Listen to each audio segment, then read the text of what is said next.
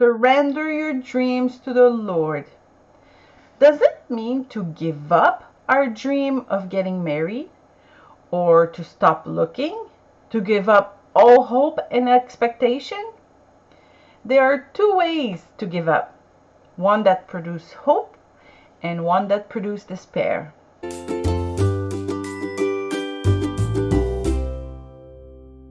We often hear Christians say that we must stop looking for a partner, that it is when we stop looking that we find it. And these Christians always have several examples to share where singles actually found their spouse when they had stopped actively seeking. Some even quote verses such as, "Cast your burden on the Lord, and he shall sustain you. He shall never permit the righteous to be moved." Psalm 55:22. Or, "Commit your ways to the Lord, trust also in him, and he shall bring it to pass." Psalm 37:5. These are excellent verses. We must actually trust God in all things, including our search for a partner. But trusting God does not mean to become immobile. When the friends of the paralyzed man decided to help by bringing him to Jesus, they made a hole in the roof of the house to reach the master. You can read that in Mark 2. His friends did not tell him, "Stop looking for healing. Give your sickness to the Lord, and he shall bring it to pass." And it goes for all our needs. Even if we have faith, we also have to make a few steps. There is a difference between surrender, our desire to marry, and surrender to God, our desire to marry. When we give up, our soul breaks. We declare defeat and we choose to live without this blessing. But if we give our search to God, we say to him, "Lord, what do you want me to do now?" When we give it to God, we do not lose our dream. We only choose not to try to reach it on our own. God asks only that in all things his children surrender themselves into his hands.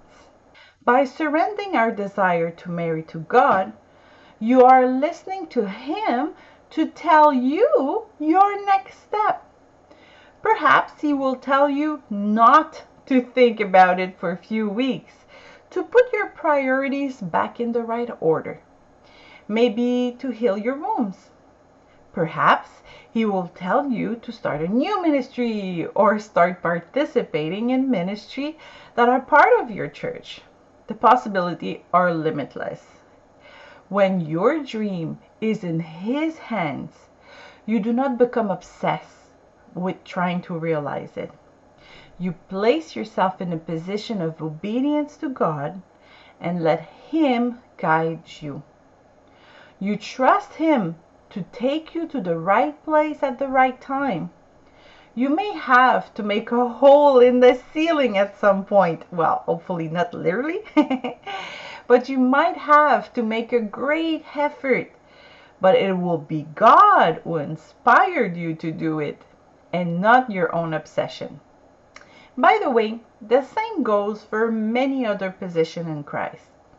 When we talk about resting, for example, that does not mean taking leave of all your activities.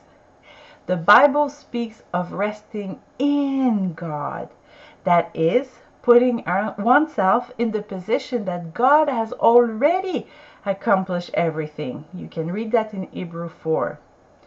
There is a difference between peace and the peace of God, and so on. Are you disappointed with seeing no result in your search of a partner? Don't surrender, but surrender to God. Leave your dream in the hands of God and let him finally guide you and take care of your heart at the same time.